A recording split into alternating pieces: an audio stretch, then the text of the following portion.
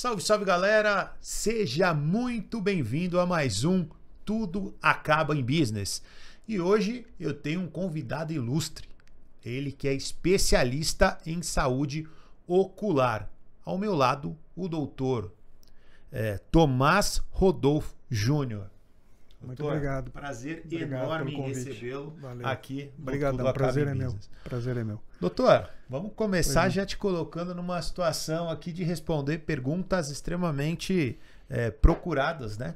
Pelas pessoas que buscam saúde ocular. Então a primeira que eu queria te fazer, doutor, o que é de uma forma correta você fazer o preventivo, ou seja, uma ação preventiva de doenças oculares? Explica pra gente como funcionaria isso. Muito bem. Vamos falar um pouquinho então de qual é a sequência que normalmente a gente preconiza para que o paciente siga em sua vida para ter a saúde oftalmológica em dia, né? Então, primeiro uma dica para os pais, né? A gente nasce, o nosso olho ele começa a desenvolver a visão do momento em que você nasce até os 7 anos de vida. Então a gente sempre pede para que a família traga a criança logo ao nascimento, para que a gente exclua algumas patologias, como agora a gente viu um apresentador, um ex-apresentador da Globo aí ter um problema muito sério com a filha de um tumor ocular, que normalmente acontece na primeira infância, é congênito, e a gente tem aquele exame do olhinho que todo mundo fala e ficou muito falado agora por causa do Thiago Leifert, né? Sim. E então a gente sempre pede assim, no nascimento, trazer a criança para o oftalmologista para ele fazer um fundo de olho, verificar se a anatomia do olho está tranquila, se está tudo certinho. Depois a gente deve ver a criança, se tudo estiver bem, no primeiro ano de vida, depois com 3 anos, depois com 5, depois com 7 anos. A partir dos 7 anos, toda criança deve ser vista uma vez por ano, e depois na sua adolescência também, e o adulto fazer um check-up todo ano. Esse é o ideal, esse é o melhor dos mundos, né? Porque a gente tem patologias que, se a gente pega precocemente, como em todas as áreas médicas, a gente tratando, o paciente vai ou minorar os problemas ou pode até ser curado de uma eventual patologia. Seria isso, né? E na prevenção do adulto, propriamente dito, como eu falei, todo ano fazer uma revisão, a gente tem que ficar preocupado com questões como má lubrificação do olho, que nos dias de hoje é muito comum por causa de uso de tela. A gente tem que ficar preocupado com radiação emitida pelas telas de computador e celular. Então tem uma série de coisas que a gente coloca hoje, eventualmente, no óculos para proteger um pouco mais o olho. A gente tem que verificar se a pessoa está com a pressão do olho normal, porque isso pode acontecer uma patologia chamada glaucoma. E aí, na terceira idade, a gente começa a ficar preocupado com o surgimento de catarata, problemas degenerativos de retina, tem uma série de coisas que podem acontecer aí. O olho é pequenininho, mas pode ser bem complexo o negócio, então precisa tomar cuidado com isso. Doutor, e você citou o caso agora do Thiago Leifert, né? Aliás, o Thiago, quando eu comecei no futebol, era repórter e ele estava começando também, né? E, cara, o Thiago é um cara tão gente boa, cara. Simpático. Parece ele sempre foi, cara. Sempre foi. Um cara muito diferenciado. Ele foi um pouco antes dele virar apresentador lá do Globo Esporte. Então, cara, primeiro mandar um abraço para ele, para a família, que a recuperação aí seja a melhor possível. E quando você fala de criança, sempre gera uma preocupação muito maior, né? E às vezes a gente ouve falar hoje em muitas doenças, a criança tem TDAH, a criança tem isso, tem aquilo, e muitas vezes esse problema está ligado também à saúde ocular, né? Gostaria que você falasse um pouquinho a respeito, porque a gente entende que em muitos casos esse tipo de doença, ela às vezes limita a criança e os pais não entendem, não percebem, né? Ou demoram para perceber, né? A gente sabe o seguinte, qualquer que seja a patologia infantil, seja o TDAH, seja autismo, que hoje também é uma coisa que está muito prevalente, ou seja, qualquer alteração congênita que faz com que a criança tenha um desenvolvimento neuropsicomotor pior e tal, a gente sabe que se ela tiver o órgão da visão o melhor posicionado em tudo isso, quer dizer, tendo uma saúde ocular que seja a melhor possível, é óbvio que o desenvolvimento, mesmo ele tendo qualquer patologia comentada aqui, ele vai conseguir ter uma situação melhor de desenvolvimento. Se você imaginar que uma criança, por exemplo, é autista e, além de tudo, ela é míope, por exemplo, ela enxerga mal, ela interage pior com o meio, ela já tem uma tendência de interagir de uma maneira pior com o meio. Se ela não enxerga bem, é óbvio que isso aí é mais um fator para piorar mais a situação dela, né? E isso vale para qualquer coisa, qualquer distúrbio infantil, qualquer patologia infantil relacionada, que pode trazer mau desenvolvimento da saúde geral. Se o olho não está bem, as coisas vão acontecer de maneira pior, né? Mais arrastada. Então, a saúde ocular é importante. Essas crianças que têm qualquer tipo de problema, elas devem visitar o oftalmologista. Eu falei agora mesmo do desenvolvimento, né? E se a gente faz isso, a gente vai conseguir dar uma qualidade de vida para a criança, uma qualidade de desenvolvimento para essa criança que vai ser melhor no correr do tempo. Doutor, você falou algumas doenças, inclusive eu me identifiquei algumas coisas aqui. Por exemplo, eu fui diagnosticado há um tempo atrás com a síndrome do olho seco, né? Então tem épocas do ano que de vez em quando eu tenho que dormir, inclusive tenho que passar ali, sei lá, 20 minutos, meia hora com uma compressa de água quente para diminuir, porque assim queima tanto, eu não consigo ver TV, tenho dificuldade com iluminação. Eu gostaria, imagino que isso seja algo, não sei se normal, mas muitas pessoas devem ter esse tipo de comportamento. Queria entender duas coisas: como tratar e o que causa isso. Bom, antigamente, quando a gente falava em síndrome do olho seco, que síndrome do olho seco, inclusive, é um termo meio complicado, porque às vezes a questão não é o olho seco, às vezes a questão é o olho mal lubrificado, né? O paciente que não tem uma lubrificação boa do olho, e já eu vou falar por que isso pode acontecer, ele vai ter uma série de sintomas que são desagradáveis. Então é ardência, é olho vermelho, é lacrimejamento. Então como é que você fala em olho seco se o cidadão está lacrimejando o dia inteiro, né? A questão não é falta de lágrima, a questão é falta de boa qualidade de lágrima, ou a pessoa pode estar também num ambiente desfavorável, eu vou falar sobre isso um pouquinho, ou a pessoa pode ter algumas patologias que fazem com que a lágrima não seja bem produzida. Então, por exemplo, antigamente a gente não tinha tanta queixa de olho mal lubrificado como hoje, porque a gente vivia mais tempo ao ar livre, a gente vivia menos tempo olhando para um computador ou para um celular. Hoje a gente não se vê fazendo isso, né? Sem celular e sem computador, ninguém vive. E a gente então tinha uma qualidade de lubrificação do olho melhor. Por quê? Porque assim, ó, tem um trabalho japonês que mostrou o seguinte, por exemplo, que quando a gente está olhando para uma tela de computador ou para o celular, além da gente piscar menos, porque a gente está prestando atenção naquilo que está acontecendo na tela, a gente mantém a fenda palpebral um pouco mais aberta. Então eu fico até imaginando uma pessoa que está do seu lado para poder fazer um trabalho desse. Isso foi feito com milhares de pessoas ou centenas de pessoas, em que eles ficavam medindo o tamanho da fenda palpebral com uma reguinha do lado do paciente. Isso foi década de 80.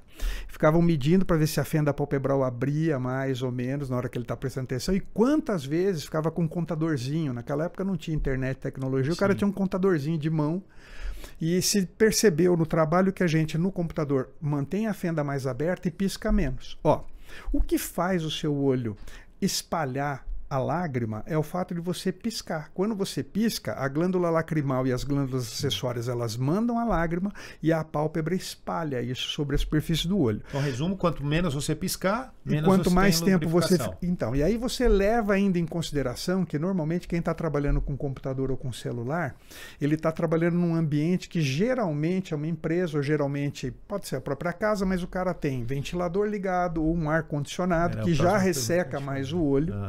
Então você vai juntando coisas, né?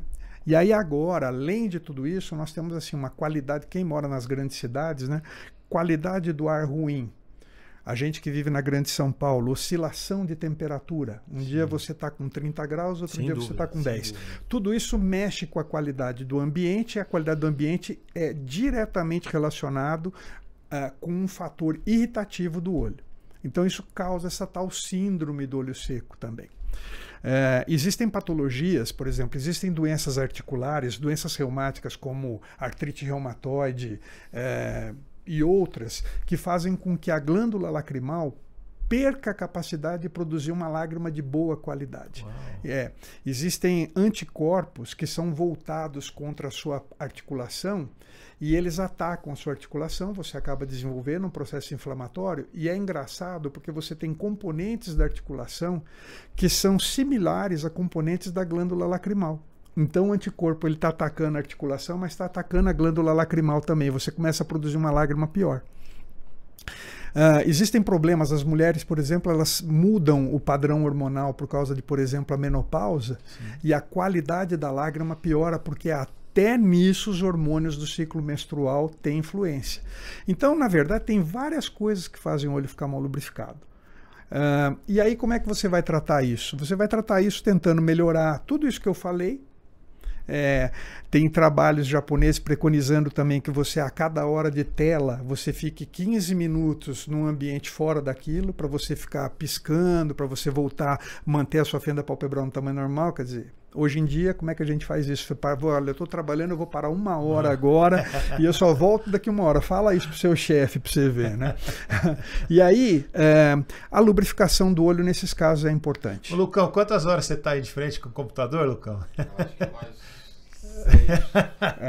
Então é um candidato a ter um colíriozinho lubrificante aí do lado do monitor aí. E a ideia é que a gente pede realmente para quem trabalha muito tempo com tela, para quem trabalha muito tempo com computador, faça algumas coisas. Primeira delas é fazer um exame oftalmológico para ver se você não é portador de um pequeno grau qualquer de um problema refracional. Por quê? Porque isso também faz você fazer um esforço maior na tela. Mas mesmo que você não tenha problema nenhum, se recomenda uma lubrificação adequada. Normalmente com essa coisa da gente ter temperaturas que estão chegando à casa dos 30, 35 graus, ficar sem o ar-condicionado é difícil, ainda mais num ambiente que você tenha várias pessoas, mas normalmente lubrificar bem o olho. Existem vários lubrificantes no mercado, né? Tem lubrificantes que funcionam para pessoas que não têm nenhum grande problema de lubrificação, e tem lubrificantes para pessoas que têm um seríssimo problema. Tem gente que tem um olho muito mal lubrificado, isso aí é uma coisa que tem uma gradação, não é? E o oftalmologista vai saber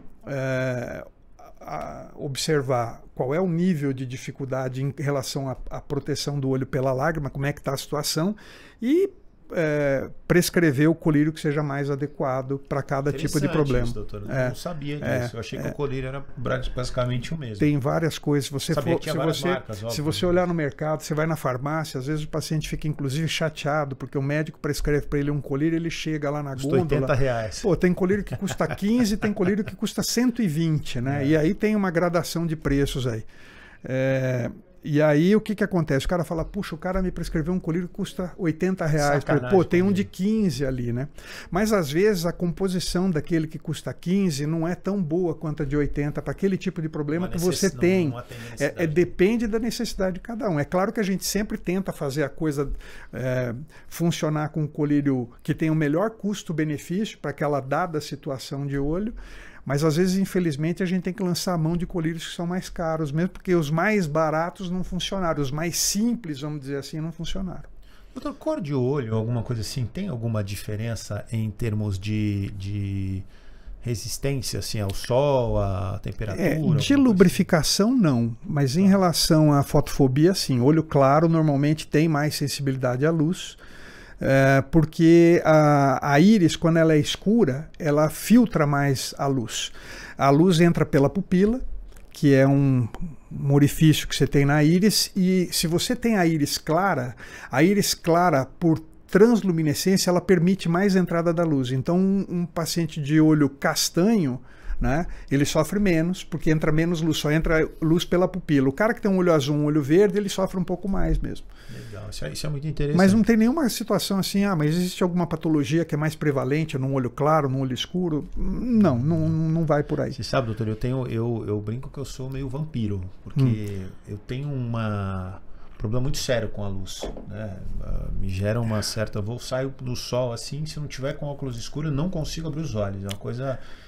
gritante, isso já de uns 15...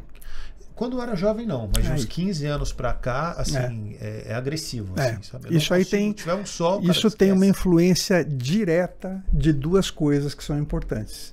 Primeiro, estresse. Cidadão estressado, ele tem mais fotofobia. Cidadão que não dorme bem tem mais fotofobia. Então, são duas coisas que realmente, se o cidadão tem que não está equilibrado, ele vai reclamar mais. Não é? A má lubrificação do olho, porque você ficou mais tempo no ar-condicionado, não pingou o lubrificante, também pode aumentar a fotofobia. Se você ficar muito tempo no computador, a hora que você sai dali, porque você piscou menos e a fenda ficou mais aberta, você pode ter mais fotofobia. Então é por isso que tem gente que tem o olho castanho e fala assim, puxa, meu olho é castanho, mas eu tenho uma baita fotofobia. Não tem nada a ver com a cor do olho. Muito interessante isso, doutor. E hoje a gente fala, vamos falar de muitas coisas hoje, né, doutor? Eu quero aproveitar esse gancho. Hoje se fala muito no mercado em alto desempenho, em alta performance, e eu pouco vejo as pessoas dizerem, especialistas a respeito da saúde ocular. Cara, e ela é fundamental, porque para você ler um livro, você tem que estar com uma saúde ocular legal, porque senão você vai cansar mais. Senão você vai ficar lá numa tela, você vai produzir alguma coisa. Se você quer tá dirigindo um carro, sei lá, você precisa ter mais. Então, assim, é um fator muito importante no meu ponto de vista e muito pouco discutido quando a gente vai falar em alta performance.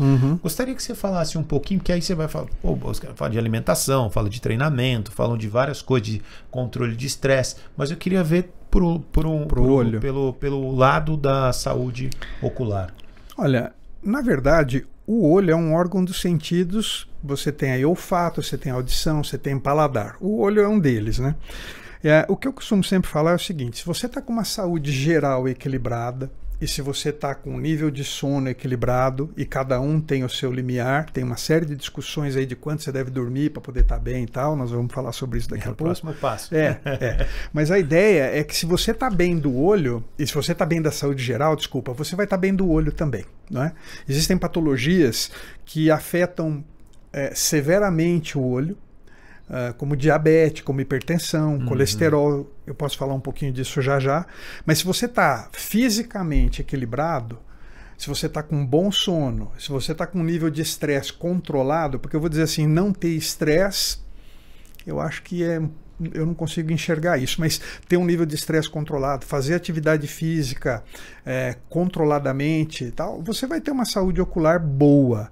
Mas falar que você tem alguma coisa que você possa fazer para ter uma saúde ocular melhor do que a dos outros, porque você fez algum tipo de prevenção, entre aspas, eu acho assim, a melhor prevenção que você pode fazer para ter uma saúde ocular, uma saúde visual que seja de ponta, é não deixar de frequentar o oftalmologista pelo menos uma vez por ano, como todo mundo deve fazer para a mulher, saúde da mulher todo ano, não é? Você tem que fazer um preventivo cardiológico todo ano.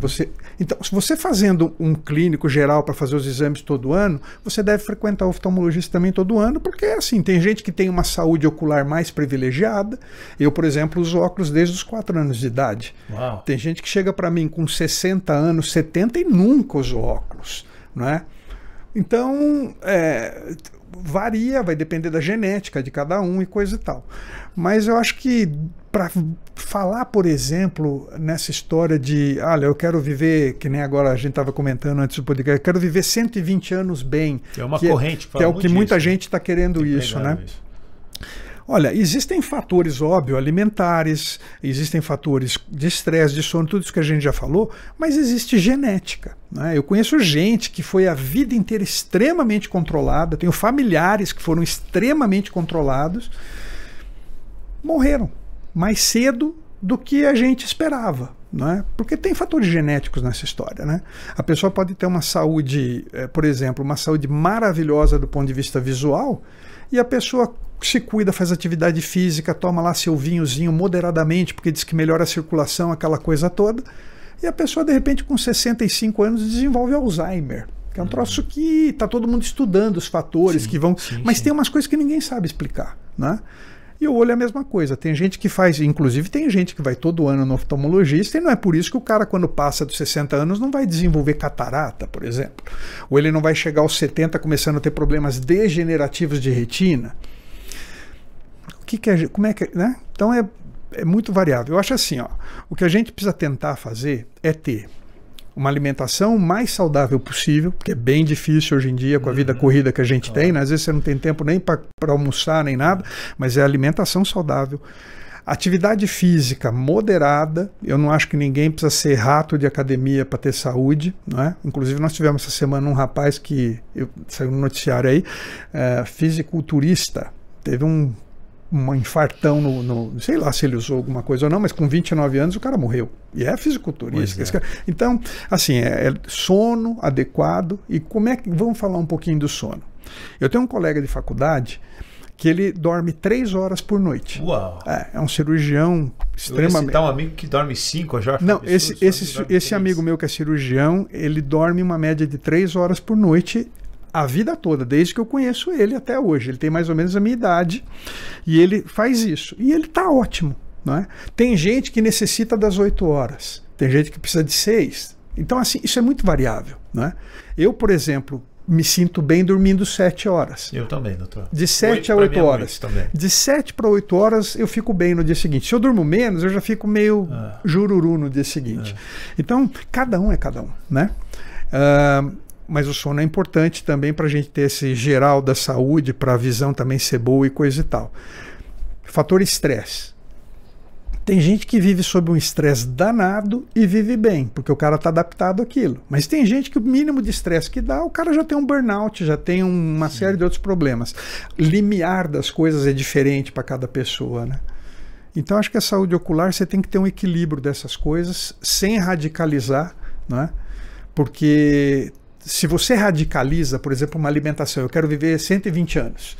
Você vai lá, você radicaliza, você fala assim, olha, eu não vou comer carne vermelha, eu não vou comer gordura, eu vou comer vou tirar a lactose, vou tirar glúten, o cara começa a ter uma série de coisas. Farinha branca. Tem os modismos da vida aí, né?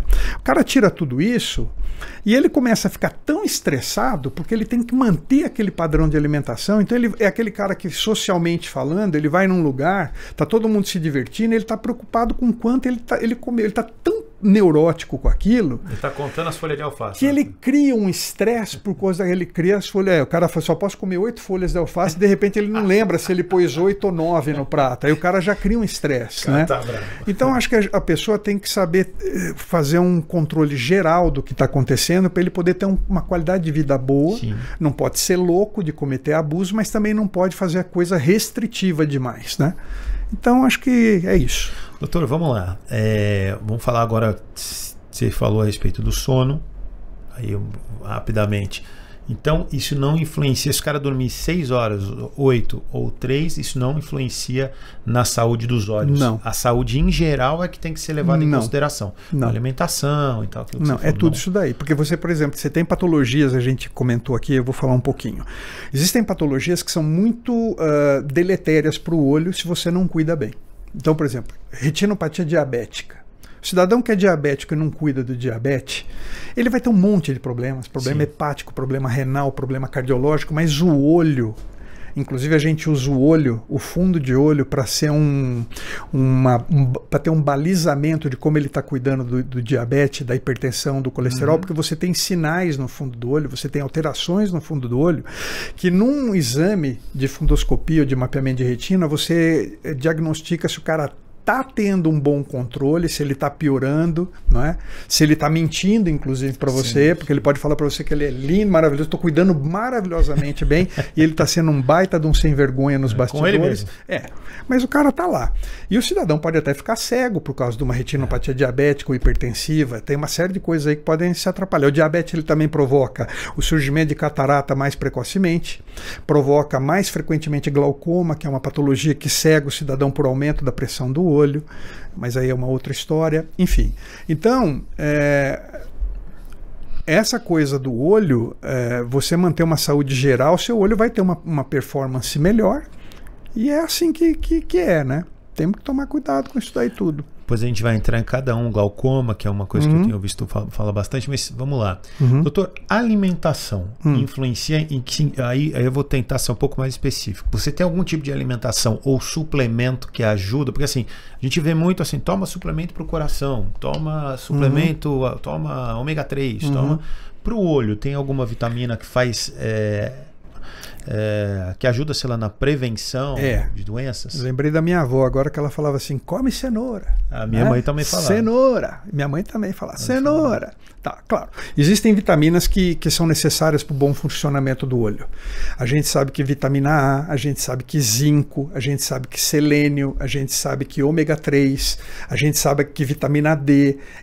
Hoje a gente sabe que tem patologias de fundo de olho, principalmente que vão para o lado degenerativo, que são patologias que se você usar um suplemento vitamínico, ou você retarda o surgimento, ou você retarda a piora do quadro degenerativo.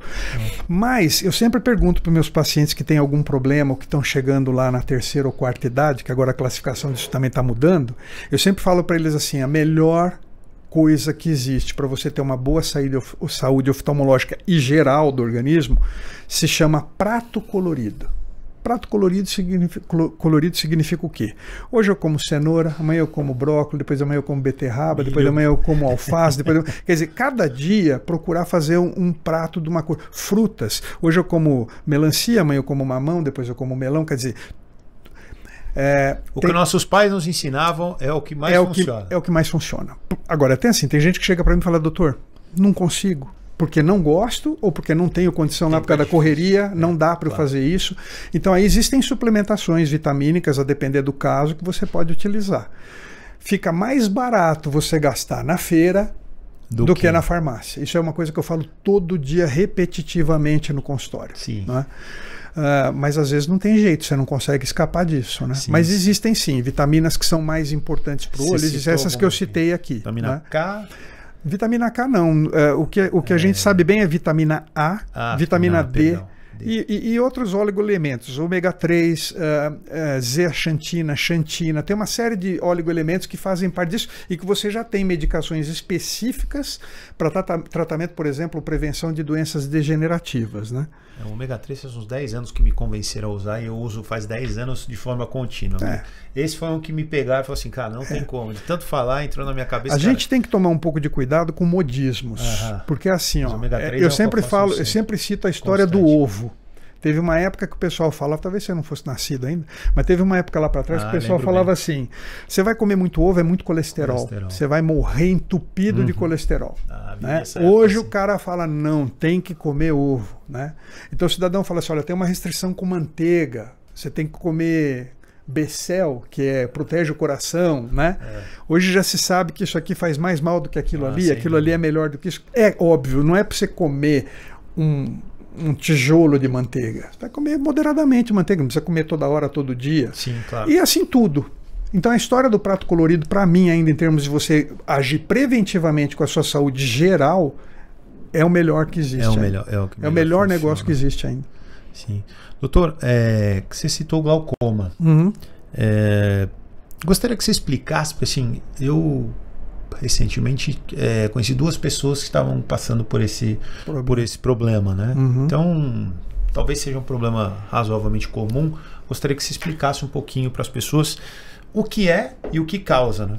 O glaucoma é uma patologia oftalmológica que eu particularmente considero das patologias oftalmológicas a mais, vamos dizer assim, triste. Por quê?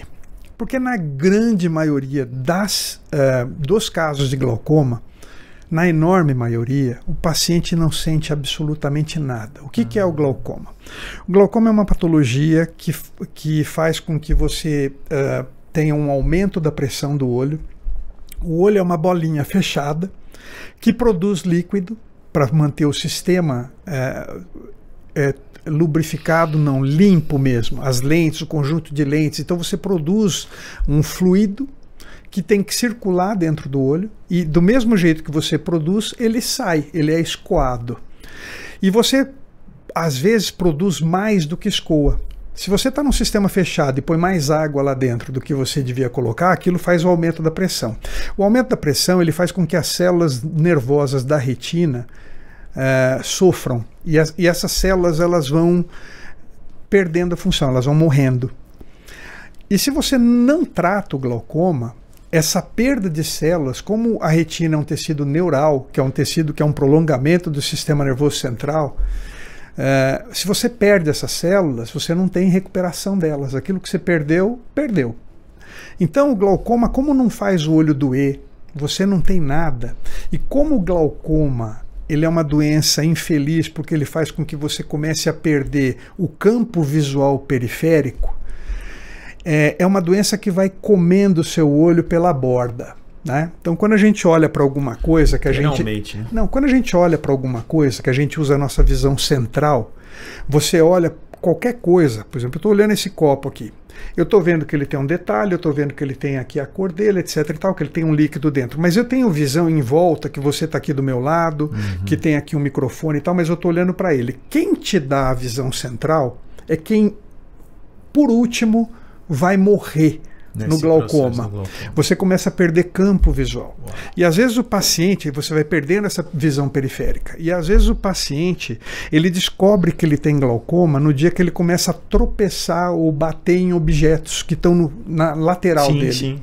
E ele fala, vai no oftalmologista e fala, doutor, eu estou tropeçando em tudo. Outro dia fui andar, tropecei numa pedra e caí. Porque ele vai perdendo a visão lateral. Só que quando o glaucoma chega nesse nível, você já tem essa perda visual que você não vai conseguir recuperar. Então, às vezes, você precisa controlar a doença antes. E como é que você vai fazer isso se é uma doença que não te dá sintoma?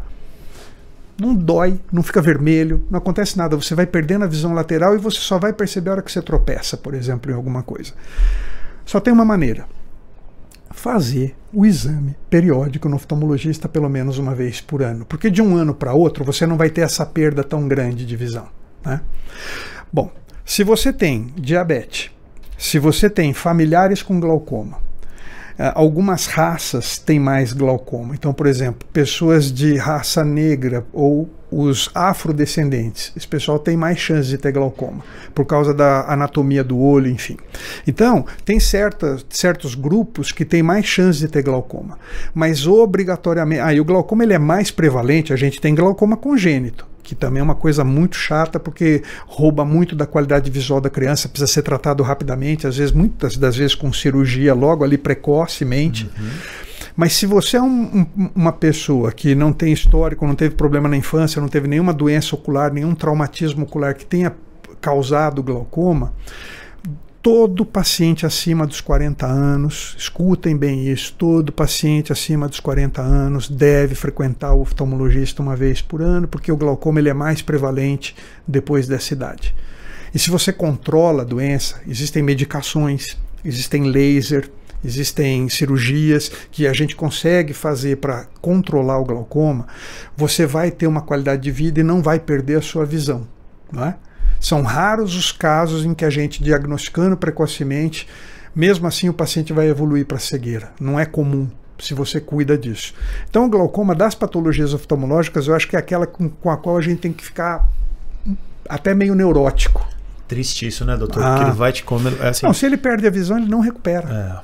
Não, é o que você disse, né? Ele vai comendo, pela beirada. E o homem, ele tem naturalmente, o homem é flexível a ir se adaptando. Sim. Aí o homem vai, tá até algo diferente, mas ele não vai cuidar. Ele vai cuidar. Principalmente o homem. Homem é a pior coisa que existe, né? Em questão de saúde. O cara olha, tá diminuindo e tá tudo certo. Na cabeça dele tá se adaptando, faz parte.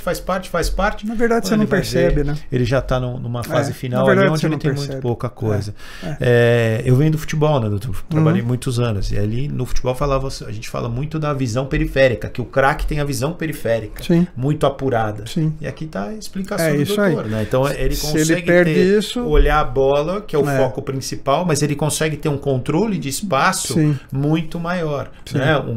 E se ele tivesse pouco esse controle de espaço, ele não teria a mesma performance. Você quer ver onde é que o cara perde, ele começa a descobrir que tem alguma coisa errada, e ele fala assim, doutor, eu vim aqui porque eu não estou conseguindo enxergar bem. É aquele cara que começa a ter problema porque não viu um carro que vinha na lateral aqui no espelho retrovisor. Porque ele não viu que o farol estava aqui, então é aquele cara que dá uma ralada Muitas vezes o cara acha que é reflexo, o problema dele é reflexo, não é esse, né? Não, primeiro o cara fala assim, acho que eu estava cansado, eu estava estressado, não reparei. Reflexo baixo. Depois ele começa a tropeçar em coisas no caminho, mas assim, o carro é uma coisa que às vezes o cara fala, putz, ralei meu carro, e eu estou achando que eu não estou enxergando bem porque eu ralei o carro. Tal. Então, e aí é o glaucoma que já está ali. Quando está nesse nível, já está ruim a coisa, entendeu? Sim. Então, é isso aí. Doutor, você vê que então, assim, a dica que o doutor deu aqui, de você procurar uma vez por ano um profissional de saúde ocular, isso não é brincadeira. Então, assim, não é o médico querendo que você vá porque ele quer ganhar mais. Muitas vezes a gente tem essa imagem, não é isso. A questão é para a sua saúde. Se é um cara que você quer ter uma vida maior, quer enxergar bem a vida inteira, tem que ter esse tipo de cuidado. Então, assim, você não vai uma vez não é o correto ir por causa do coração, fazer exame de sangue, faz seu exame ocular, porque o doutor acabou de falar, uma doença triste, que vai comendo seus olhos de uma forma que quando chega no momento que você perceber, você pode estar já contaminado pode ser tarde. Ou tarde demais. Isso é irreversível, né, doutor? Papo muito bom, né, doutor? Muito esclarecedor. Muito obrigado. Doutor, e a catarata? Eu lembro que a minha avó, eu estou trazendo só a pessoa da minha família. Vamos falar do povo da família. Minha avó teve uma catarata altíssima, né? Quando minha avó falecida já, né? Mas ela quase não enxergava mais nada no final da vida dela. Só que naquela época de, sei lá, 80 e pouquinho, era muito mais difícil o tratamento, talvez era menos... Agora, parece que é um tratamento menos agressivo do que era. Eu queria que você explicasse um pouquinho. Aí tem várias coisas. Quer dizer, na verdade, a gente está ficando mais longevo, né? O ser humano está vivendo mais tempo. Sim. E a catarata é a opacificação de uma lente que a gente traz dentro do olho. Você nasce com uma lente que normalmente ela é transparente. A luz passa por essa lente inclusive é responsável pelo foco que a gente traz para perto na leitura e coisa e tal. E essa lente, com o tempo, ela vai opacificando. E, em geral, esse processo tende a começar depois dos 60 anos de idade. E para uns tem uma evolução mais rápida, para outros tem uma evolução mais lenta. Isso tem um padrão genético, isso tem um padrão de exposição ao sol, ultravioleta, etc. e tal, acelera o processo.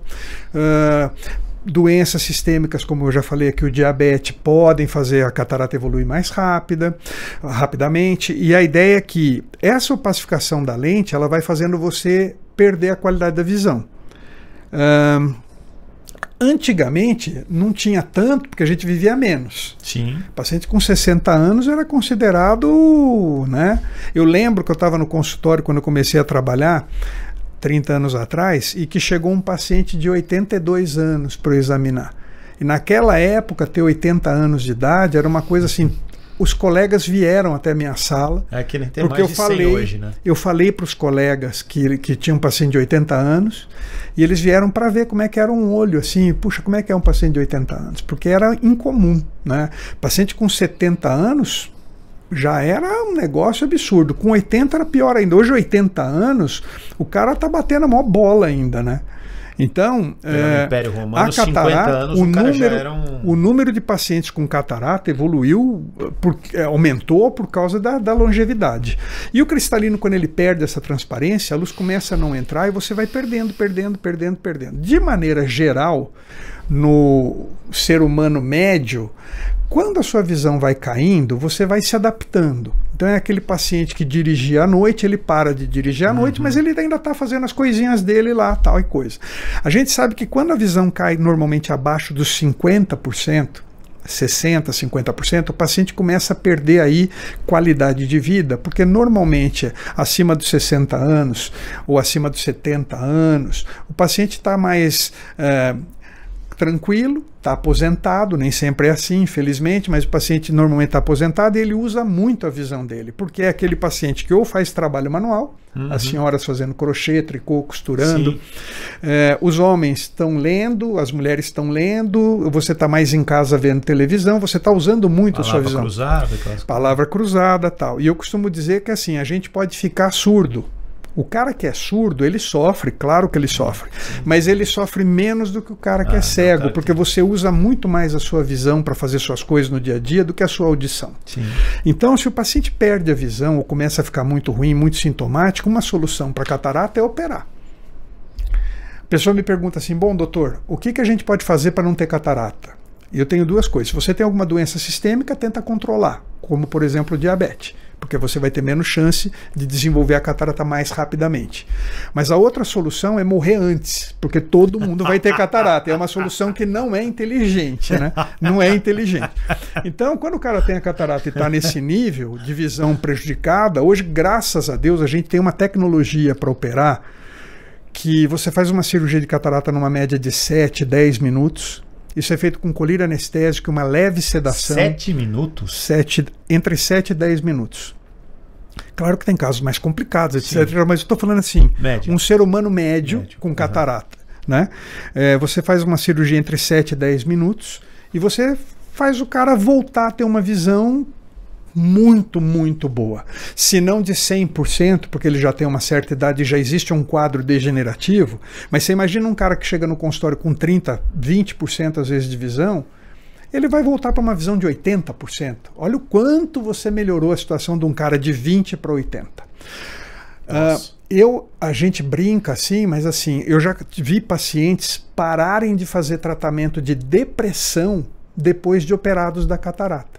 Porque o paciente vai perdendo a visão, ele vai ficando tolhido de fazer as coisas, ele vai ficando sem vontade porque ele não consegue, ele vai deprimindo, você de repente opera a catarata do paciente, ele volta para a vida normal. Então ele fala assim, olha, eu estava até usando medicação, já ouvi isso várias vezes, eu estava usando medicamento para depressão, parei, porque agora eu estou conseguindo fazer minhas coisas. Então, a cirurgia é simples, a cirurgia é rápida. Simples, vamos fazer um parênteses aqui. A cirurgia não é simples. A cirurgia ela tem um poder de controle de efeitos e danos colaterais, porque a tecnologia que nós temos hoje para tratar uma catarata permite a gente a falar de maneira simplista, que é uma cirurgia simples. Mas mexer no olho nunca é simples. A cirurgia é simples se você tiver com uma pessoa habilitada, com uma pessoa experiente, com uma pessoa que estudou, que treinou, que fez aquilo. Porque se você pegar e der isso na mão de qualquer incauto aí, você vai acabar fazendo uma bela de uma besteira. Claro. Mas a tecnologia para operar a catarata melhorou muito. Para você ter uma ideia, quando eu estava fazendo faculdade, na década de 80, você operava a catarata do paciente, ele precisava ficar deitado no leito, depois da cirurgia, de barriga para cima, olhando para o teto, não podia levantar para ir no banheiro, porque a gente fazia uma cirurgia super agressiva para o olho. Se na verdade você abria o olho é uma bolinha que tem aí seus 20, 25 milímetros de diâmetro, 30 milímetros de diâmetro.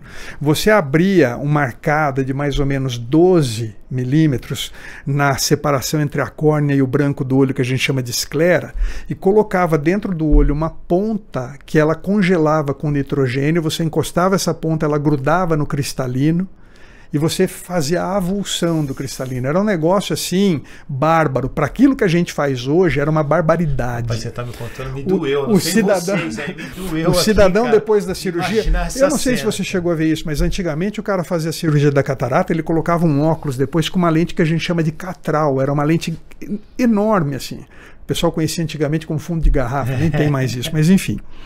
Hoje a gente faz uma cirurgia em que você faz uma abertura sem dar ponto, às vezes de 1 a 2 milímetros. Nossa, quase essa abertura ela é autoselante, a hora que você termina a cirurgia, ela fecha, nossa, não precisa dar ponto. Você entra com uma sondinha fininha, vai lá no cristalino, entre aspas, derrete o cristalino ele não é arrancado, ele é aspirado, e você por dentro dessa sonda coloca uma lentezinha dobradinha que vai lá no lugar dela, ela abre, né?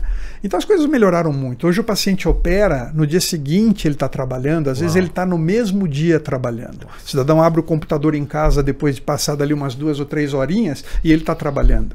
Ele não tem restrição nenhuma de atividade. A única coisa que a gente preconiza, alguns colegas pedem para o paciente usar óculos escuros, alguns colegas pedem para o paciente não frequentar a praia, piscina e sauna aí durante uma semana, 10 dias, 15 dias, para evitar a contaminação externa do olho. Óbvio que você vai entrar com um colírio antibiótico anti-inflamatório no pós-operatório. De repente não fazer uma academia ali muito forte. Mas 2, 3, 4, 5 dias. Então, você imagina que você ficava na cama lá deitado, levantava sem enxergar nada, tinha que comprar o óculos catral. Hoje o cara sai do centro cirúrgico enxergando já. Sim. Lentes de qualidade, assim, tem lentes hoje que você coloca dentro do olho, que você faz o paciente enxergar sem precisar de óculos multifocal, óculos para perto.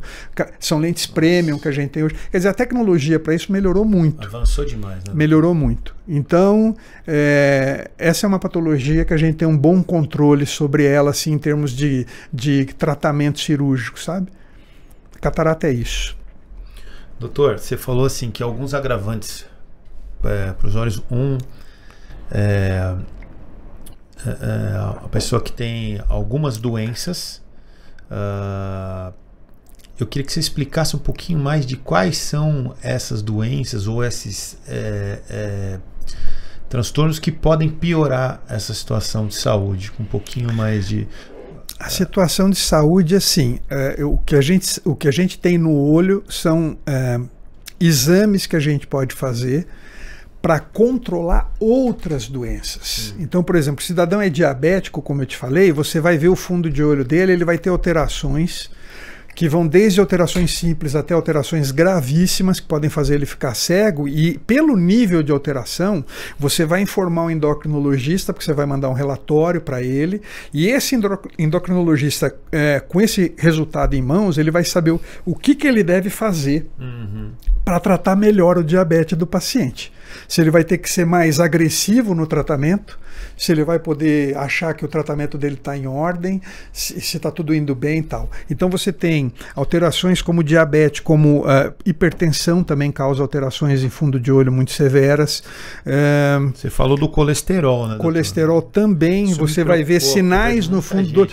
Colesterol alto, você vai ver, às vezes a gente faz diagnóstico de hipercolesterolemia no consultório, de olhar a córnea do paciente. Tem pacientes que o colesterol está alto e faz um halo esbranquiçado na periferia da córnea. Tem paciente, por exemplo, que tem olho castanho, que chega no consultório e fala assim: doutor, meu olho está clareando, está engraçado, eu estou ficando com olho verde, estou ficando com olho azul, sei lá, porque ele olha no espelho e o olho dele já não é castanho como era, mas é porque na córnea, que é uma lente que está na frente do olho, ela está ficando esbranquiçada. Você vai lá, existe um aparelho, a gente coloca o paciente, o olho dele tem um halo em volta da córnea, e a gente aí encaminha para um cardiologista, um clínico geral, e daqui a pouco o paciente vem, puxa, olha aí, meu colesterol está alto.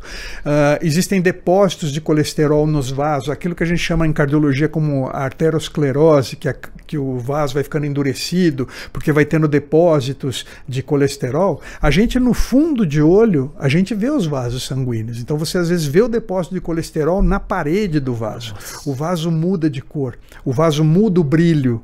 Então você olha ali e fala, opa, esse cara aqui está com problema. Né? Então, quer dizer, até no preventivo de outras doenças, você ter um controle da saúde ocular feito com uma frequência, você consegue corrigir outras coisas, possíveis doenças. Uma vez por ano, verificar tudo isso.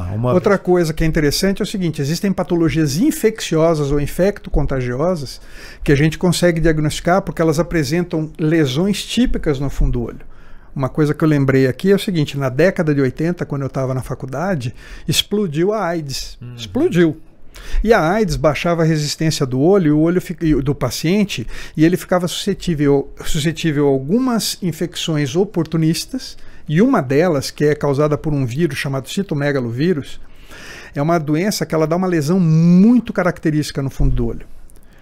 E às vezes, a gente no consultório, fazendo exame de rotina, num paciente ígido, que não sabia do que estava acontecendo, ele falava assim, olha, começou a embaçar um pouquinho minha visão, eu vim ver o grau do óculos. Aí você batia o exame do fundo do olho, você via a lesão por esse citomegalovírus, e a gente falava para o paciente, olha, você está com uma baixa de resistência, porque esse bichinho ele só causa problema em quem está com a resistência baixa. Então eu vi muito, mas o citomegalovírus com essa lesão de retina, ter gânglio, ter não sei o que, é como se fosse uma virose, beleza, mas quando ataca o olho é porque a sua resistência está muito baixa. E aí você via algumas lesões dessa daí. Eu fiz muito diagnóstico de HIV, ou pelo menos muita suspeita de HIV, e encaminhei o paciente para o infectologista, vendo o fundo de olho dele. Entendeu? Para você ver o quanto o fundo de olho pode te informar de coisas que você fala assim, não tem nada a ver uma coisa com a outra. Não, tem. O fundo de olho, ele informa uma série de coisas, né?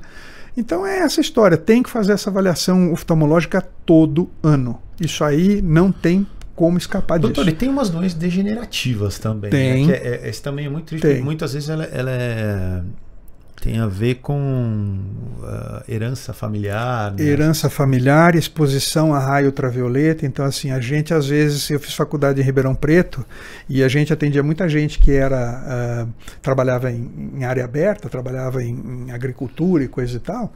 E o ultravioleta também pode... Gente que fica muito tempo exposta em piscina, sem proteção adequada, né? Porque antigamente, não sei se hoje como é que tá a coisa, mas tem gente que deita na piscina lá, fica igual um jacaré até torrar, né? Mas enfim, a ideia é que a exposição a raio ultravioleta sem exposição, então, hoje tem óculos escuros que são adequados para você usar, claro. Mas enfim, antigamente o pessoal ficava mais exposto. E aí você vai ter doenças degenerativas de retina, que elas podem estar associadas à genética, como você falou, à idade,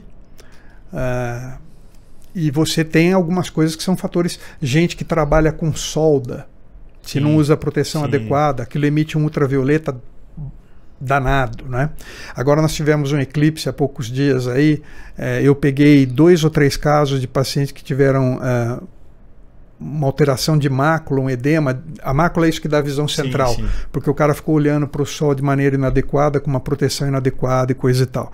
Então, são coisas que vão fazer com que a sua retina vai ter uma perda da capacidade de capturar a luz e enviar esse sinal para o cérebro para a gente conseguir enxergar.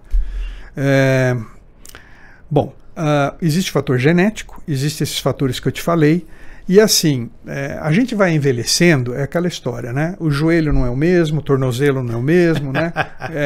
A memória não é a mesma, a audição não é a mesma. O joelho eu sei bem disso. Você sabe, né? Então, eu também sei. Então a ideia é que você vai tendo também uma perda de função das células neuronais da mácula. E aí, prevenir é assim, mais uma vez, prato colorido, né?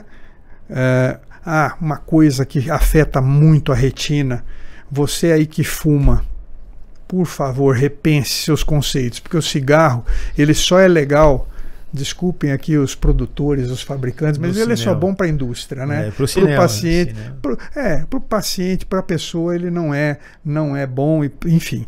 O cigarro afeta muito a função retiniana, não é? Então a gente tem mais patologias em pacientes que fumam, é mais fácil você ter uma degeneração de retina nesses pacientes. E o tratamento para isso é complicado, porque assim, se for um caso motivado principalmente pela idade, você não vai conseguir o paciente de 85 anos ter o mesmo joelho que ele tinha com 15 e ele não vai ter a mesma retina. E aí, às vezes, o tratamento é usar óculos especiais com grau adequado para suprir, para suplantar a doença. A gente chama isso de visão subnormal. O paciente vai ficando com uma visão que não é muito boa e você tem óculos para tratar isso. Até certo ponto a gente consegue. Existem telelupas, que são verdadeiras lupas para o paciente ver televisão. Em alguns casos funciona. Então a gente vai tentando adequar tudo isso que a gente usa para fazer o paciente enxergar. É cirúrgico também, doutor? Não. A degeneração de retina, poucas vezes ela é cirúrgica. Às vezes forma uma membrana na frente da retina e você vai lá e tira, dá uma melhoradinha. Mas é uma doença que é complicada do ponto de vista da gente poder, vamos dizer assim, gerenciá-la. Porque é o fator de envelhecimento que a gente está sujeito aí. Claro que existem... O doutor já falou aqui, né? Você tem 2 opções. Ou você aceita o envelhecimento ou você morre antes. Aí você escolhe o que você quer fazer. Senão se prepara. É uma das coisas mais difíceis para as pessoas é aceitar o envelhecimento. Né? Eu acho que a gente tem que ver a velhice como uma dádiva, na verdade. Sem né? dúvida. Porque eu sempre falo para o cara, eu acho que eu já falei aqui hoje, que é melhor você morrer velho do que você morrer jovem, não ter todos esses problemas que acontecem com a idade. Eu acho que ainda é melhor ter tudo isso, né, e ir se adaptando. Claro. Mas a degeneração de retina é uma doencinha chata, porque a gente não tem muito o que fazer, não. A gente tem que tentar melhorar a alimentação, às vezes usar os polivitamínicos, que ajudam um pouquinho a diminuir a velocidade da evolução, e tentar fazer o paciente se adaptar à situação. Doutor, e o cigarro eletrônico? Você falou do cigarro, né? Tem alguma, no ponto de vista de saúde ocular, vocês já tiveram alguma, como te falou, já tem alguma teoria, já tem alguma coisa criada em relação a isso para a saúde ocular? Não, o que se sabe é o seguinte, que ele é tão deletério ou até mais deletério do que o cigarro normal. Porque às vezes a quantidade de substâncias que tem ali, você às vezes acaba utilizando até mais do que se você fumasse o cigarro normal, né? Porque o cigarro normal, ele tem uma coisa, ele acaba ali, né? O cara fuma aquela coisinha de cigarro, e aí depois o eletrônico, às vezes você fica com ele ligado ali na tua mão, sabe lá quantas horas, você não para, porque aquilo ali é um negócio que você põe, não é nem pelo vício do que tem ali dentro, mas você é bacana, né? Socialmente falando, o cara põe, sai aquela fumacinha e tererê, papapá, bom, né? Cheirinho bom e etc e tal, perfumadinho e tal, mas tem trabalhos mostrando que o cara usa mais, e se ele usa mais, a chance dele ter riscos cardiológico, risco vascular, risco neurológico, risco oftalmológico é maior. Doutor, a gente voltando àquele tema, agora eu queria fazer uma ligação entre a parte neurológica também. Há alguns meses atrás eu passei num oculista e eu perguntei para ele, no oftalmo, e eu perguntei para ele assim, doutor, meu olho com uma certa tremência, tá tremendo muito meus olhos, né? E, enfim, depois eu comecei a conversar com algumas pessoas e eu vi que muitas pessoas hoje têm esse tipo de comportamento, têm esse tipo de efeito. E aí, conversando com ele, eu disse, cara, isso não tem muito tratamento, eu vou te passar aqui um colírio, mas é muito mais para lubrificar o olho, mas o seu problema é estresse. Né? Eu queria que você explicasse um pouquinho esse respeito. E aí, quando você pega isso no seu consultório, o que você costuma orientar? O nome técnico disso daí é mioclonia, esse tremor que existe na musculatura. E esse tremor do músculo que fica rodeando o olho, que é o orbicular, esse é um músculo que ele serve para fechar a pálpebra. Tá? Ele é um músculo ovaladinho assim que ele faz, estou batendo aqui, desculpa, que ele faz a pálpebra, ele faz a pálpebra fechar. Esse músculo, ele é como qualquer músculo, ele cansa, não é? E o fato da gente ficar às vezes na frente do computador, e se a gente tem um pequeno grau, por exemplo, e não usa óculos, que você tem que dar uma apertadinha no olho, você está usando essa musculatura. Então, um dos fatores para surgimento da mioclonia é o fato de você ter um baixo grau para uso de óculos, que você não sente tanta falta, mas você na hora do esforço está ali o tempo todo dando aquela apertadinha no olho. Essa musculatura, como ela é igual, por exemplo, o músculo bíceps, se você pegar uma sacolinha de 1 quilo aqui e ficar aqui segurando a sacolinha, durante o primeiro minuto aquilo pesa 1 quilo. Daqui a pouco pesa 5, daqui a pouco pesa 10. Tem uma hora que você começa a tremer, porque você está fazendo força. Específicos para isso, dá para você aumentar a sua... Você começa a tremer, esse músculo começa a entrar em tetania, que é aquilo que a gente fala, que é a mioclonia, o músculo começa a tremer. Então, um dos fatos é falta de grau adequado. A segunda coisa que faz a mioclonia acontecer, o estresse e a falta de sono. A gente já falou isso aqui várias vezes aqui hoje, mas você vê, a vida equilibrada, cara, é um negócio que faz você melhorar ou evitar muitos problemas, né? E o estresse, o cansaço físico e o nervosismo do dia a dia também pode fazer, essa musculatura é muito sensível e ela pode disparar. Bom, tratamento para isso, melhorar a qualidade de vida, dormir bem, evitar o estresse. Se alguém aí descobrir uma maneira boa de fazer física. Não, se o cara descobrir uma maneira boa de diminuir o estresse, por favor, mande aí nos comentários alguma coisa, porque eu preciso aprender também. Então, essas situações... Agora, tem coisas que a gente pode fazer para diminuir o tremor? Sim. Quando o cara está no tremor ali que ele não para, se você colocar uma compressa de água gelada, se você tiver tempo de fazer isso, o frio diminui a sensibilidade do músculo. Poxa, doutor, eu sempre fazia com água quente isso. Pois é, rapaz, eu vi que você falou aí, é errado, você tem que fazer gelada. Sempre fazia com água quente. A gelada vai fazer o músculo perder tanta sensibilidade. Tudo que é frio dá uma anestesiadinha, né? Então essa musculatura ela tende a parar de tremer. Lubrificar o olho. Gelada aqui, não, você pega lá uma xicrinha, não precisa ser gelada. Se você colocar água, se você pegar uma água meio a meio aí, sabe? Sim. Dá uma misturadinha. Se o dia tiver frio, o dia tiver frio, você pega a água a temperatura ambiente, ela já vai estar fria. Esse frio é o suficiente para dar uma melhorada na situação. Mas é óbvio que dormir bem, evitar estresse, gente, eu fazia com água quente, eu fazia o contrário. Tá bom, então. Eu vi que você falou.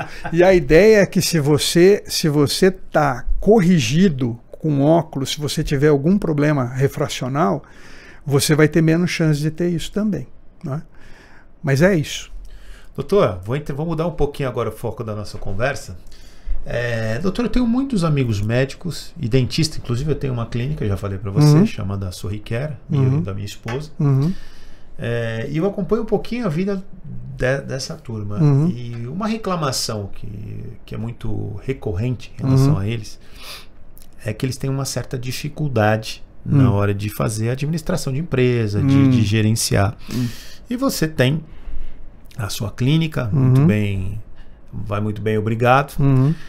Então eu queria que você me falasse um pouquinho a respeito da tua formação, como é que foi isso e como é que você vê essa dificuldade, se realmente é uma dificuldade, como é que você enxerga isso? Bom, então, eu sou formado na Universidade de São Paulo, em Ribeirão Preto, e eu fiz um curso de medicina. O curso de medicina, para quem não sabe, dura 6 anos e a gente fica vendo desenvolvimento humano, a gente fica vendo a vida humana, a gente fica vendo tratamento, prevenção, a gente tem uma série de coisas, a área psiquiátrica, psicológica, a gente vê tudo isso, mas existe uma deficiência seríssima na formação médica, na grande maioria das faculdades. Eu agora ouvi falar que tem algumas faculdades que estão colocando na grade um curso de administração básico, um curso de finanças básico, porque o médico, o dentista, como a sua esposa, ele sai sabendo tratar o médico do corpo humano, o dentista da parte bucal, e ele não aprende mais nada além disso. Ele não sabe. E o médico, antigamente, o médico se formava e todo mundo falava assim, olha, sua vida está feita. Você vai ser fazendeiro.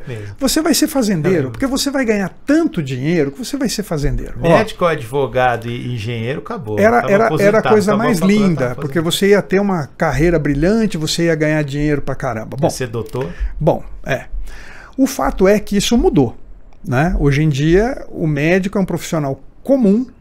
Ele pode ser visto até como tendo, olha que maravilha, ele é médico, ele cuida da vida humana, cuida da minha família, cuida de mim e tal, bacana, isso é lindo e maravilhoso. O dentista, olha, minha boca só é minha boca por causa da doutora, por causa disso aqui. Mas o fato é que a gente não tem conhecimento administrativo nenhum. E tem duas coisas interessantes. Antigamente, você tinha um negócio chamado poupança. Ou você põe o dinheiro na poupança, ou você gastava o dinheiro, não tinha outra coisa. E o mundo mudou. O mundo mudou muito. E a gente não acompanhou. Então o médico mediano, ele é um médico totalmente ignorante na área administrativa e financeira.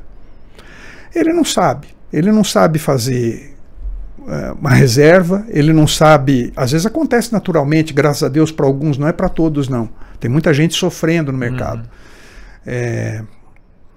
A gente, infelizmente, se a gente for falar aqui, entrar no mundo político, assim, médico, quando eu me formei e depois de alguns anos, eu falava assim, o médico ele pode, e até falo ainda hoje, o médico ele pode sofrer financeiramente, sim, mas é um cara que nunca vai ficar desempregado.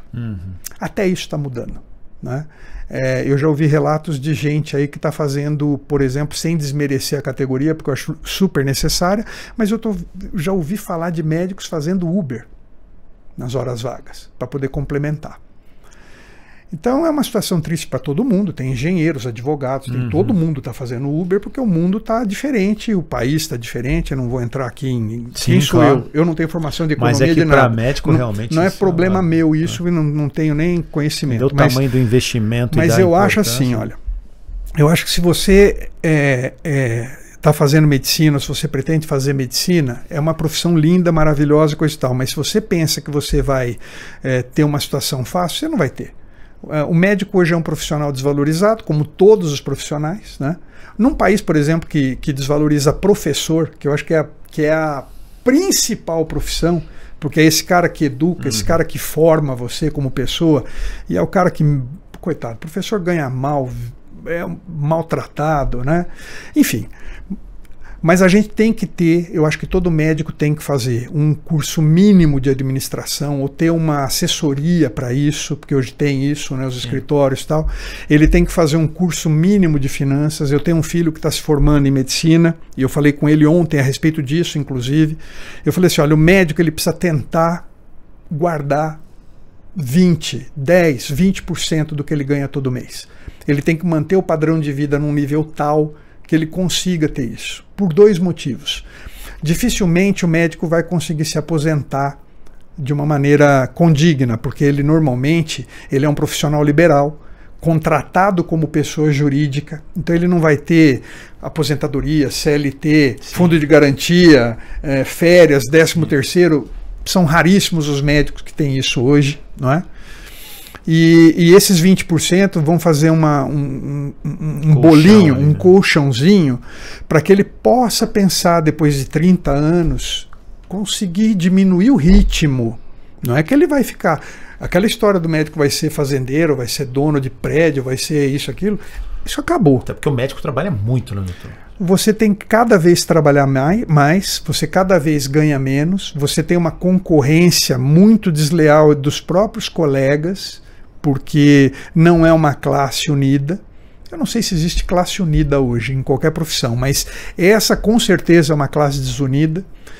Primeiramente porque é o seguinte, o médico não vai deixar de trabalhar porque está ganhando mal, principalmente porque ele está lidando com vida.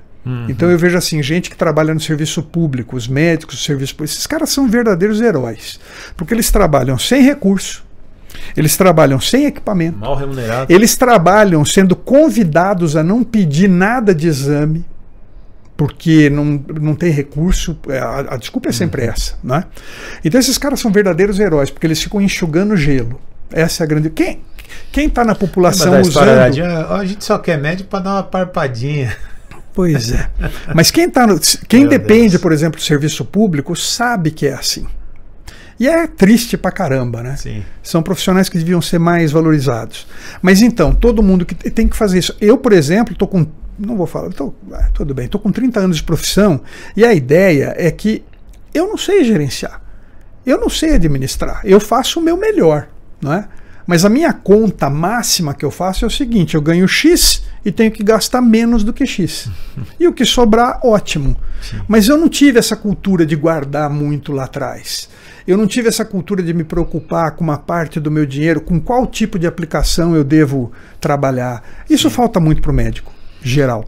Sim. Entendeu? Inclusive, daqui a pouco eu vou dar uma olhada, vou lembrar o nome aqui para a gente encerrar, mas o secretário do Estado de São Paulo, esqueci o nome dele, agora ele implantou isso em São Paulo, o ensino é obrigatório nas escolas de financeiro, econômico, você ter uma ideia de como você projetar, e o próximo passo é também a administração, algo a ver com isso. Isso nas escolas. Nas escolas, o que eu acho isso sensacional. Fantástico. Porque, assim, eu nem vou entrar nessa discussão do ponto maior, porque isso levaria horas, mas assim, muitas vezes a gente aprende coisas na escola que a gente não vai usar o resto da vida. É verdade. Você pode colocar 50% da grade ali, você nunca vai olhar. É verdade. Cara, finanças, você vai usar toda a sua vida. Todo dia. E a administração, independente do que você for fazer, mesmo que você for dominar a sua casa, você vai ter que dominar um pouco de administração. Sim. Então, parabéns. Eu vou lembrar o nome dele. Espero lembrar o nome dele. Vou dar os parabéns, que eu achei que foi uma iniciativa muito adequada. Tomara que o pessoal aproveite, né? Porque às vezes a pessoa fala assim, que curso chato, que comigo é fundamental isso, cara. Fundamental. Vou tentar isso. achar o nome dele aqui, doutor. E a gente não tem isso. A gente passa pela universidade, mas tem muita coisa que a gente aprende. Você veja bem, eu sou oftalmologista. Sim. Né?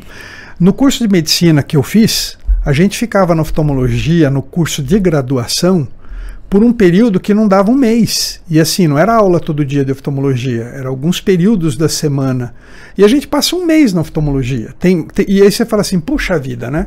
Eu fiz 6 anos de faculdade para depois eu ir fazer uma outra faculdade aprendendo oftalmologia. E tem várias especialidades que são assim, não é? O cara termina uma faculdade, então tem muita coisa que a gente não aproveita na faculdade. Puxa, podia fazer uma gradezinha, nem que fosse curta, e incluir no meio disso daí, para o cara aprender a administrar, para o cara aprender finanças. Doutor, tô prestando atenção, só estou tentando achar o nome do porque eu gosto de dar um nome. Eu estou comentando até para encher linguiça, para você ter tempo aí. Pessoas que fazem coisas que a gente, do mundo político, fazem coisas interessantes, acho que tem que ser ressaltado. Né? Eu acho que isso realmente E assim, olha, tudo que você vai usar, por exemplo, se você contrata qualquer assessoria para fazer esse serviço por você, isso tem um custo. E o médico hoje não ganha tão bem mais para poder bancar todo esse tipo de coisa. Sem dúvida, né? Sem dúvida. Existe aí uma porcentagem da classe que está muito bem, mas é uma porcentagem pequena, é como jogador de futebol. Você vai ter um Neymar, vai ter um Neymar, mas você vai ter vários caras, que eu não sei nem citar o nome, que ganham um salário mínimo, ou nem isso, para viver jogando futebol. Medicina é a mesma coisa. Você tem caras que ganham milhares de dólares por mês, tem cara que não ganha para sustentar a família. Né? Vai depender. Olha, e depende assim, ó, não depende só de competência. Depende de sorte, depende de visão de negócio, de visão de negócio, depende de persistência, depende de uma série de fatores que estão fora da tua alçada, entendeu? Eu tenho colegas que são excelentes profissionais, mas excelentes mesmo, com uma formação maravilhosa, e o cara depende de salário tão ruim quanto do professor, que estão aí servindo, estão prestando atendimento em serviço público, estadual, municipal, federal, e que não ganham bem. Né? E estão vivendo de dar plantão. Olha, você vai crer, acho que em toda a área, né? O médico, o advogado, o engenheiro, qualquer profissional liberal, ele vai chegar num momento da vida dele que ele vai estar mais cansado, ele vai ter menos rendimento. E ele vai continuar tendo a casa dele, a vida dele, a família dele para sustentar, não é? Às vezes esse cara tem sorte de ter mais gente dentro de casa ajudando, às vezes ele é o arrimo de família. Sem dúvida. Às vezes ele deu sorte de ser casado numa relação familiar que edifica, que faz ele economizar, mas você às vezes está num relacionamento que você não consegue produzir, você não consegue guardar, porque quem está do teu lado consome ou não tem ideia. Então tem uma série de fatores, né? Mas eu acho que o mínimo que o cara tem que saber, que eu hoje sei, é que quando você começa a trabalhar, que você está com gás, você tem que guardar uma parte do que você ganha para um futuro ter mais tranquilidade. Olha que dica importante que o doutor deu aqui. Acho que em todas as áreas, hein? Se estiver equivocado, você me doutor, se você pudesse voltar um pouquinho no tempo, você teria estudado um pouco de administração também. Seria uma pós-graduação minha já logo de início. Eu ia fazer finanças. Mas você é médico, não interessa, vou fazer alguma coisa que me ensine a mexer com isso. Até porque você optou em ter o seu consultório. E isso muda também, né? Mesmo as finanças, eu vejo assim, quem talvez conheça melhor, porque quem sou eu na fila do pão para falar de finanças aqui, mas a ideia é que o próprio sistema financeiro, a economia muda. Sem dúvida. E você tem que estar todo dia. E eu não tenho a menor noção, cara. Aonde investir o dinheiro, como investir. A sorte é que a gente tem assim um amigo, um familiar, que dá uma dica daqui, uma dali.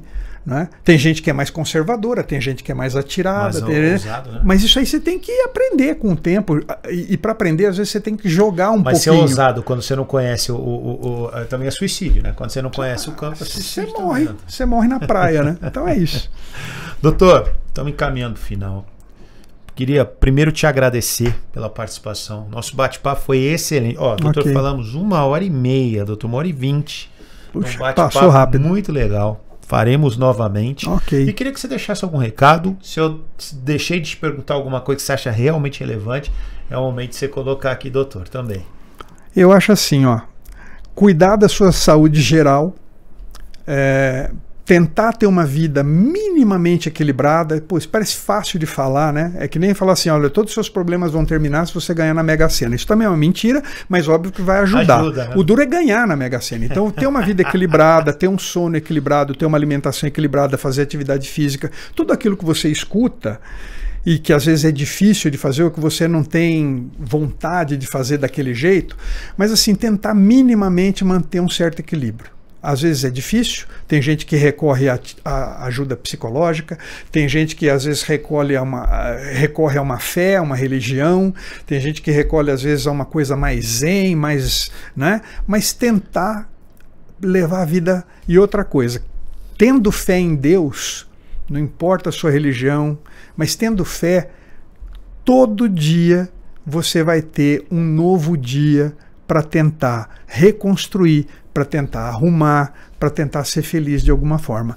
E visitar um clínico geral, visitar aí você que é mulher, um ginecologista ou uma ginecologista.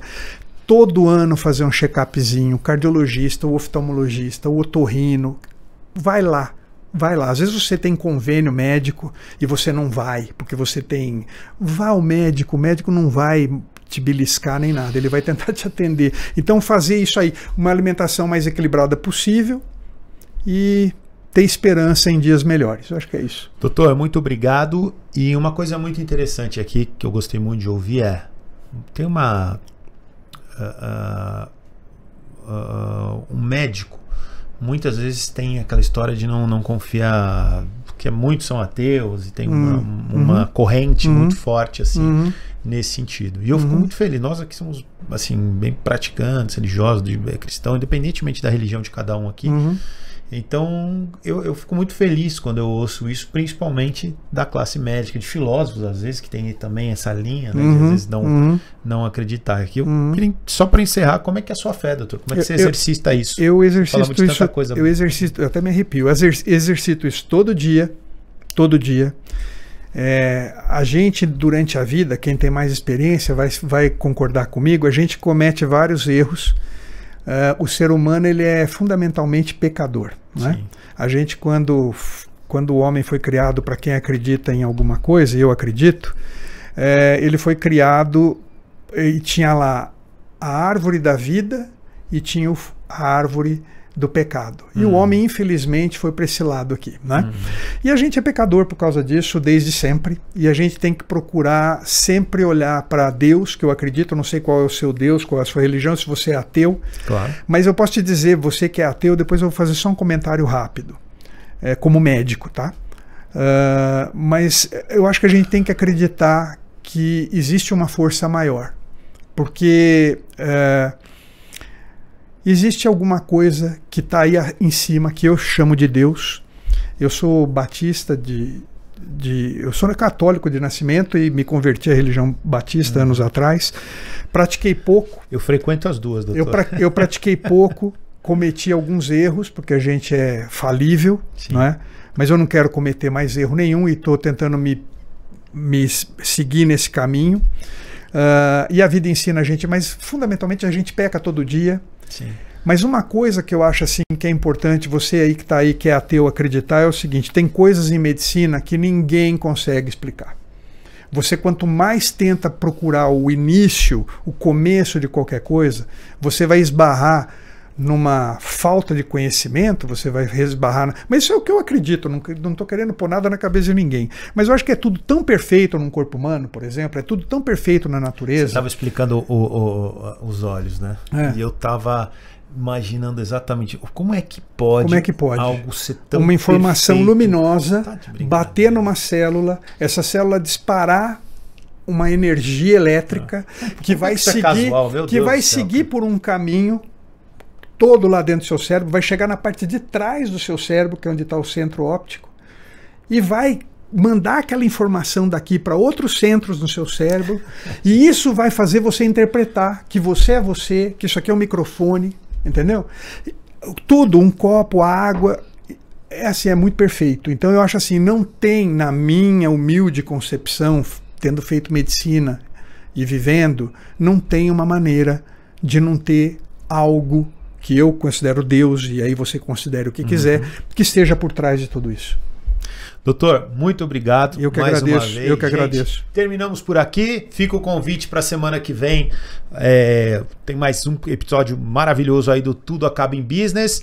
E siga a gente nas redes sociais, tenho certeza, Marcelo Santoro 80, tem o Tudo Acaba em Business no Instagram, tem também o Pode Despertar, enfim, o canal do Otimista Studios. Aliás, o Otimista Studios é a nossa casa onde a gente grava o nosso podcast. Aliás, doutor, para encerrar, o que você achou da nossa casa aqui, doutor, do Otimista Studios? Fantástico, maravilhoso. Eu não tenho muita experiência com podcast não, mas assim, fui bem tratado da hora que abriu a porta ali para eu entrar, vi que a tecnologia aqui, a iluminação, o ar-condicionado, tá tudo perfeito, o cenário é bonito, o apresentador é simpático, não vou falar que ele é bonito, pelo amor de Deus. Não faça isso não. Mas Minha mulher é ciumenta. Foi muito, puxa, ela não precisa correr risco, comigo não. Mas a ideia é que eu fiquei muito feliz pelo convite, e se eu puder ajudar em alguma coisa, eu estou sempre à disposição. Doutor, obrigado. Muito obrigado, viu? Valeu, gente. Tchau, obrigado. Fui, até semana que vem. abraço.